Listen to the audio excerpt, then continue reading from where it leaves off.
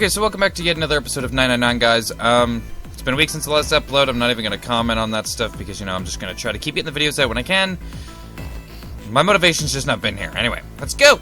But he told himself pessimism would get them nowhere, so he forced himself to smile and turn to June. Let's just focus on finding Snake for now, okay? Yes, you're right. We can think about those other things later. Junpei nodded. Alright, where should we go next? The first cabin B deck, the hallway with all the rooms, back to the large hospital room. Let's go to the first class room B deck. Let's go take a look at the first class cabin. It's really close. They turned around and took off down the hallway to their left. Outside of the first class cabin, they found Clover. She was standing in front of the wall. Oh, yeah, okay. She was staring at the meaningless point on the wall, her eyes blank. What should Junpei do? Talk to her. Duh. Are you alright? He did his best to sound friendly, but Clover didn't respond. Look, I know you're really worried, but, He could think of no words to say that didn't sound hollow and fake. Junpei hesitated. Clover was so consumed by worry and fear that Junpei feared it would crush her. Her actions didn't surprise him. She had suddenly lost her brother, who she seemed to have been very close to. Lone. Her voice was thin and barely audible. Lone. I said leave me alone! Suddenly she was screaming. You're so annoying. Just go away and leave me alone. Just looking at you guys is pissing me off. Go away, okay? Just go somewhere else. Stop bothering me. Junpei was taken aback. I am too. Such anger and hate. June's eyes had gone wide with surprise as well. Why are you guys still here? Didn't you hear me? Fine, forget it. If you aren't going to leave, then I'll just... Alright, let's go, June. Yeah. She needs to fucking chill. Just saying. They turned and left Clover. As they did, Junpei glanced back over his shoulder to Clover, wiping tears from her face. Clover had driven home the misery of their situation, but Junpei told himself that getting depressed would get him nowhere but depressed. For Clover's sake, they had to find Snake and fast, so he did his best to push away the misery and depression and forced a smile. So where do you think we should go next? The casino. The hallway. Oh, fucking... Back to the large hospital room. Let's head back to the large hospital room. Alright, that's probably the best idea. Together they ran down the stairs. We gotta find this blind man at some point. On the way down to the large hospital room, we noticed Santa standing next to the door number 3. Junpei paused. What should Junpei do? Walk away without saying anything. Junpei turned around and walked away from Santa. There was nothing he'd learned from talking to him anyway. Junpei took June and left the large hospital room. Where would they go next? The casino, the first class, the hallway with all the rooms. Let's go have a look at the hall with all the rooms. I'll go wherever you do. Let's go. You're so just pleasant. The quick and the peasant headed for the bow. He's gotta be around, right? Ahead of them, farther down the hallway, they spotted Ace. Hey, Snake! Where are you? Answer me if you're there. Don't think we're gonna find his ass. Oh, my computer screen. Okay, what? Run to Ace. With June in tow, Junpei jogged up to Ace. Hearing their footsteps, he turned to greet them. Ah, hello there. Snake is... well, it's obvious, isn't it? I assume you haven't found him yet either. Junpei nodded. I really wonder where he could have gone. Well, wherever he disappeared to, we must find him as quickly as we can for Clover's sake. Right. June's face looked kind of enraptured. By the way, do you think Clover and Snake are really siblings? Ah, why would you say that? Why would you say that? The question seemed somehow odd to Junpei. Well, it's obvious, isn't it? They don't look alike at all. Ace looked at him for a moment and then spoke. Yes, now that you mention it, they don't. Now that you mention it. Still, there are a great many siblings who don't look like one another. It certainly isn't rare. Junpei wasn't sure why, or even if he was seeing what he thought he was, but he could have sworn that Ace's face tightened slightly as he spoke, sir.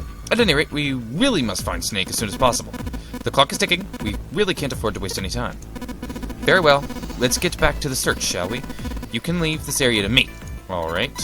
Let's go, Jumpy. At June's urging, they left. They found themselves back at the stairs, but Junpei's mind was in turmoil. There was so much to think about, but no. it would have to be put aside for now. As Ace had said, finding Snake was their top priority. Junpei did his best to clear his mind. Alright, where should we go next? The casino. I thought we already went there. The first-class cabin. And back to the large hospital room. Let's take a look around the casino. Okay, let's go. They turn ahead toward B deck. I swear we were already there. Yeah. There was no one there. They had no choice. Junpei and June turned around and head to a different location. First-class cabin, no. Hallway with all the rooms, no. Hey, why don't we go back to the room at the hospital? Sure, let's go. They took off and run down the stairs. We gotta find this man somehow. Fuck. There was no one to be seen. What next? Just finished searching. They looked everywhere they could think of, but Snake was nowhere to be found. Really, though. Lotus looked around at 6 frustrated faces and spoke. We can't keep looking for Snake. Wherever he is, it's not here. We need to get moving. Junpei couldn't disagree with what she was saying. Snake seemed to have completely disappeared. There was no point in wasting any more time. The others seemed to be having similar thoughts, but they stayed silent. Finally, Seven spoke. We don't got a choice. Lotus is right. We're not going to find Snake. There's a problem, though. We've got to figure out who's going to go through which door. Yes. I have a proposal. She walked back and forth across the floor, her heels clicking against the wood. Finally, she stopped. Why don't we decide one person to sacrifice? Oh. Well, thanks. Sacrifice. Well, perhaps it's a bit of a harsh word, but yes. You've all figured it out by now, haven't you? We can't all make it through those doors. If we split into 2 teams, 4 and 3 people respectively, then 3 people will be left behind. If we split into 2 teams of 5 and 2 people respectively, then 2 people will be left behind. But if we split into 2 groups of 3 and leave 1 person out, then only 1 person will be left behind. Leaving behind 3 people with 2 teams of 4 and 3. Junpei wasn't quite sure that was true. Wait a minute. 2 people get left behind if we split into 5 and 2, and 1 person is left if we split into 3 and 3. Well, I got that part. You can't go through the numbered doors with any less than 3 people. But if we split into 4 and 3, then why do 3 people have to be left behind? Just run the numbers. Let's say we go through door 7 with 1, 4, 5, 6. Who's left over? That would be 3, 7, 8. And what's the digit root for that? 3 plus 7 plus 8 equals 18, and it equals 9. Exactly. But door 9 isn't here, right? That means 3, 7, 8 won't be going anywhere. That was just an example, of course. There are a lot of different combinations, but the result will always be the same. It doesn't matter which 4 it is. The 3 that are left over can't go through any of the doors. Go ahead and calculate it if you have the time. You'll see. Anyway, that's how it is. Now, if we can't get back to my proposal, we only have to sacrifice 1 person if we split into 3 and 3, and 1. When Seven spoke, his voice was strained. Then you're saying we gotta decide who's gonna stay behind. Yes, we do. Given our circumstances, it's logically and morally the best solution. If the other 6 are to survive, then 1 person has to sacrifice themselves. No, that's too cruel. What's so cruel about it? To sacrifice someone like that? Then what's your plan? Maybe we should sacrifice 2 people instead of just 1. That's not what I meant. We shouldn't sacrifice anyone. I told you, that's impossible. Wake up! Whoa, whoa, calm down, you two. Santa stepped between Lotus and June. Look, what Lotus is trying to say is that you should aim to bring the greatest amount of happiness to the greatest amount of people, right? Exactly. That's how democracy works. And for that reason, I think the only fair way to decide who will be sacrificed is through a vote. What do you think? No, that's terrible. I'm not asking you. Shut up! What about you, Santa? Me? Well, I agree, I guess. Alright, that's 1 vote for... Counting mine, that's 2. 7. I can't say I agree with you, but we don't exactly have a choice. If we don't do something, we're all gonna die. Glad to see you get it. If I can get 1 more vote, then it's decided. How about you, Clover? Clover had moved away from the group and was sitting on one of the beds. Her whole body drooped. Junpei didn't know if she'd even heard Lotus's proposal. Lotus walked over to Clover and gently laid a hand on her shoulder. Okay, your brother has to be behind one of the numbered doors. We searched everywhere, but we didn't find him. Doesn't that mean he has to have gone through one of them somehow? Clover slowly lifted her face. Let's look for him together, okay? If we sacrifice one person, then we can go look for him. You agree with me, right? Clover nodded once. The motion carries. Lotus spun around and walked toward Junpei. Now, let's start a vote to that won't be necessary. Ace had barely spoken for Lotus's entire speech, and everyone jumped a little. 6 pairs of eyes turned to look at him. He didn't seem to notice or even care. I will stay. That should solve our problem, yes? Well, okay, Ace. Ace, what are you saying? No, you can't do that. That won't solve anything. June's voice shook, and she looked around desperately for someone to agree with her. Ace simply looked at her. June, I'm afraid you may have misunderstood me. I said I would stay, but I never said I would sacrifice myself. Huh? I trust you, each and every one of you. I believe you'll come back for me. Whoa, whoa, whoa. There's optimistic and then there's just nuts. Those doors only go one way. You go in and you don't come out. If we go through them, you won't be able to return, correct? Yeah? True, but that will not be the case once you've escaped from the ship. What? Please, I beg of you, once you've escaped, come back and rescue me. Ideally, within the time limit Zero has given us. No, that's ridiculous. There's no way we can get back in time. Probably not, but you know what? If he's saying we can go on without him, why not just take up his offer? Honestly. Finally, Junpei could hold his tongue no longer. We've only got 5 hours left. We don't even know where the hell we are. How on earth are we going to find someone to come and rescue you? Then perhaps you would prefer to stay instead of me. Or perhaps you would be willing to leave June behind. Ace's voice was dignified and without a hint of cruelty or malice. Junpei had no rebuttal. You see, there's no other choice. Then I see we've come to our conclusion. Go on. Don't worry yourselves about me. Go quickly. Junpei stood frozen by indecision, unable to move. June bit her lip so hard that Junpei feared she would break the skin.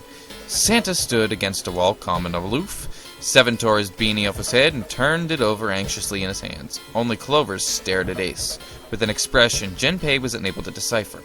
Lotus's attitude of her was different from the others. Good. Let's accept his kind offer, then. She smiled, her eyes bright. Ace answered with a smile of his own. Good. I think this is the best for me. Perhaps I'll be able to take a nap. Perhaps it's my age, but I get tired so easily these days. As he spoke, Ace lowered himself down to the floor next to one of the beds. I believe something's up with good old Ace. From somewhere deep in the ship, Junpei suddenly heard the screeching of metal on metal. It was almost as if the ship were screaming. Would it really hold until their limit was up? Already, D-Deck was flooded. In the sudden silence, the only sound was the sound of metal wail of the ship. Unsurprisingly, it was Lotus who spoke first. Yeah, the bitch. Well, what are you waiting for? We're wasting time. Why don't we hurry it up? As if this spell had been broken, the others all began to talk at once. You're right. We should get going. That's all we can do right now. 7. Seriously, honestly, I was getting kind of sick of listening to you guys talk. You too, Santa? I have to find my brother. Wait, all of you, let's just calm down and think about this. There's got to be a way for everyone out there. Oh, there has to be a way to get everyone out. There has to be. Right, Jumpy? Say something. Yeah, let's think. There's got to be another way. His words sounded hollow and fake. Fine. Forget about it. I'll figure it out on my own. She spun around and ran toward Ace. He had slumped down next to the bed when June grabbed his arm and pulled. Come on, Ace, please stand up. You can't give up yet. We just have to sit down together and think about this. We'll figure a way out that we can all get out of here. Then it happened. Ace fell forward. He slumped over onto the wooden floor, his body folded in half like a boxer out cold. Ace! June cried out and dropped to her knees beside him. She pulled her arm around his neck and did her best to lift him up. Something wrong with good old man? What happened, Ace? Say something! She shook him frantically. His eyes fluttered open. I'm all right. His voice was weak and slightly slurred. How are you? Fine. This... He held out his left arm and slowly opened his hand. In a syringe and a small vial. The vial was empty. It had recently been emptied. A few drops clung to the sides. There was a label taped to the side of the container. It read, okay, Soporal Beta. Soporal Beta? Junpei had no idea what that meant, or what kind of medicine it might be. Did you use this? Yes, it's just anesthetic. I'll be fine. Anesthetic? I found it earlier while we were searching the hospital rooms. I thought it might be useful later. I didn't think I'd be using it on myself. Why did you do this? Didn't I tell you? I'd like to take a nap. I really am very tired. Junpei knew that wasn't why he'd done it. Ace had injected himself with anesthetic to forestall Junpei and June's attempts to bring him along. If he couldn't move, there was nothing they could do. He injected himself so that they would be forced to leave him behind. Ace, is there something you want to say? I'd just like to sleep a little. Could you keep it down? No! Don't, Ace! Don't fall asleep! Ah, you feel warm. So comfortable. I think I'll have a nice dream. Ace's eyelids drooped further and further, almost as though he were dying. And he's gone. Ace! Ace! She shook his shoulder again and again. But this time he didn't respond. Dirty bastard knocked himself out. Only the gentle rising and falling of his chest told them he was alive. Junpei was relieved to see he was, in fact, still breathing. He lifted Ace up off the floor and laid him on the bed he'd been leaning against. When Junpei turned around, Lotus gave him a look of pity. Well, we really don't have a choice now. We can't let his sacrifice go to waste, right? She wasn't feeling any remorse. Junpei was sure of that. Still, he had no grounds upon which to oppose her. It felt wrong, but he had to agree. Then suddenly Santa spoke. Yeah, but we're not done choosing yet, are we? Huh? What do you mean? Well, we haven't decided who's going in what door. Yes, that's true. Well, enough of the screwing around. Let's decide. You first, Lotus. Which door do you want? I'm on door number 8. It's the same number as my bracelet number. Got it. You're 8. You're next, 7. Which do you want? I'll take 7. I can't get along with that old lady. What did you just say? Her face distorted by rage, Lotus took a step towards 7. He threw up his hands and made a face like a child, caught it with his hand in the cookie jar. Okay, she's pissed. You're gonna get it next time. She shot him a glare that would have melted steel, then turned and stalked off. Alright, who's next? Santa's gaze moved across the 3 people left. Finally, they stopped on Junpei. Junpei, which door do you want? At last. Junpei's mind was already made up. Door number 3? Jesus. I want to go through door number 3. No, you can't. Huh? Why? Because it's impossible. If we split ourselves into 3 and 3, then we give up going through door 3. Why? The bracelet numbers on the 6 of us are 3, 4, 5, 6, 7, 8. The 2 combinations that can go through door 3 are 3 people, 3, 4, 5, or 6, 7, 8. That's it. Of course, 2 teams can't go through the same door. I see. That means 1 team would get left behind. That's right. That doesn't happen if we go through door 7 or 8. Nope, they're fine. We've got 3 we've got 3 options. Santa began to explain. Plan A, go through door 7 with 3, 7, 8, and go through door 8 with 4, 6, 7. Plan B, go through door 7 with 4, 5, 7, and go through door 8 with 3, 6, 8. Plan C, go through door 7 with 3, 6, 7, and go through door 8 with 4, 5, 8. Those are the only 3 options. That's it. At least if we get through... if we want to get all 6 of us out of here. That was when Junpei realized. Plan A divides into 2 teams. Plan B divides into 2 teams. And Plan C divides into 2 teams.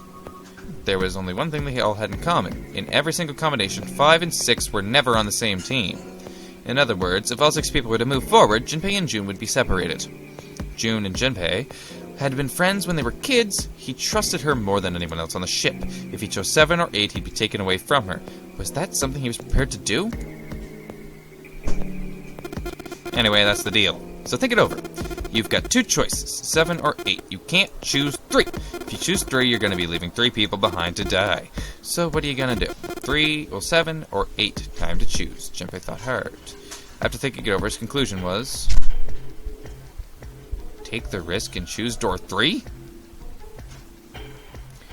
Door 7 or... let's go door 7. Okay, fine. I'll go with door 7. Okay, so 7. Yeah. Alright then. That means June's gonna go through door 8. Huh? Why? June's face was blank and confused. Santa muttered to himself and turned to Junpei. Junpei, you figured it out, right? Can you explain it to her? Junpei chose his words carefully. When Junpei finally finished, June looked as though she was about to cry. Oh no. You're saying we aren't going to see each other again for a long time. Junpei felt just as June did. He wanted to be at her side through whatever trials they were preparing to face, but he knew if they were to survive, he had to swallow his feelings. In order for 6 of them to move forward, he and June had to be separated. He looked at June. He was scared to lose her, but he swallowed, steeled his resolve, and did the best to smile. Hey, come on. You're making it sound like we're never going to see each other again. We gotta split up, but only for a while. This is just like when we went into 4 and 5 doors, remember? We gotta split up into 2. Well, then 2. Ugh, we've got to... Fuck. We got split up, then 2, but we all met up back again. Oh my god, I'm fucking up everything. I'll bet 7 and 8 are just like that. You mean they're connected somewhere? Yeah, probably. Probably? She didn't sound very hopeful. It was 7 that interjected. I'm sure they're gonna connect somewhere. Why? What makes you think so? If they don't connect, neither team can get through door 9. In other words, the game would end right here. Zero's been on top of his shit so far. I don't think he'd blow it now. I'm damn sure that son of a bitch wants to have his fun as long as possible. He's not gonna end the game until we get through the 9th door. June said nothing. The tears were gone, but her eyes were still sad as they looked at Junpei. He met them, and with the reassurance he could manage, laid his hand gently on her shoulder. Everything's gonna be fine. We're gonna see each other again, I promise. June bit her lip and gave him an almost nod, whatever. Yes, promise. Her voice was barely above a whisper. Santa's voice shattered the moment. You guys are done, right? He stretched and continued. Anyway, that's pretty much it. Clover and I will both go into separate groups. I figure I'll take 8 and Clover can take 7. Any problems with that, Clover? Clover looked away and was silent for a moment. Whatever. It was more of a dismissal than an agreement. But Santa didn't seem to care. All right, we're ready to go then. Let's move! I don't like you anymore.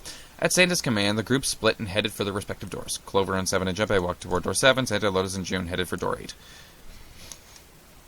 For a long moment, they stood in front of the door. 7 took a deep breath. You guys ready? Yeah. Yes. Okay, let's go.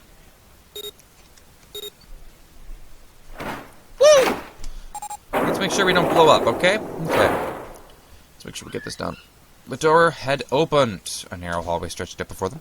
7 and Clover leapt through the door. At that moment they did, their bracelets beeped. The detonators in their bracelets had been activated. Junpei stepped forward to follow them. But as he was about to step over the threshold, he stopped. He looked to his right, toward door 8. June stood there, a mirror image of Junpei. She turned and looked toward him. Their eyes met. They nodded. Their farewell took almost 1.5 seconds. Then someone took a hold of Junpei's arms and hauled him bodily through the door.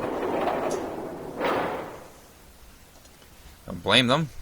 He heard the sound of a numbered door slam shut behind him. His bracelet gave a cold electronic beep. Only 81 seconds left. No time to waste, guys. Let's get moving. 7 led the way down the hallway. Junpei and Clover followed him as fast as they could. After what seemed like a far more than 81 seconds, they reached the end of the hall.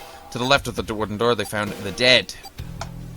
There was no time to rest or catch their breath. All 3 slammed their hands in quick succession over the scanner panel on the dead.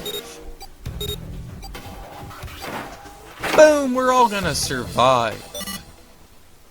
Woo! Okay. Still trying to catch his breath, 7 leaned heavily against the wall. It stopped. It stopped. Okay, laugh your ass off then. His smile seemed forced and a little crooked. Oh, this is the second time we've gone through one of these numbered doors, but whew, you never really get used to it. He stood up straight, no longer out of breath, and wiped some of the sweat from his head and neck. Clover smirked at him. I would have thought a guy your size would have bigger balls than that. What? What the hell did you just say? Say it again, I dare you. You have no... You want to die? I'd like to see you try. You fucking brat. Alright, let's go. Hey, calm down, you guys. This isn't time for, this. It's gonna... It's not gonna do us any good. Gosh. Junpei sighed. Sometimes he wondered if the doors and the puzzles were really the greatest challenge they faced.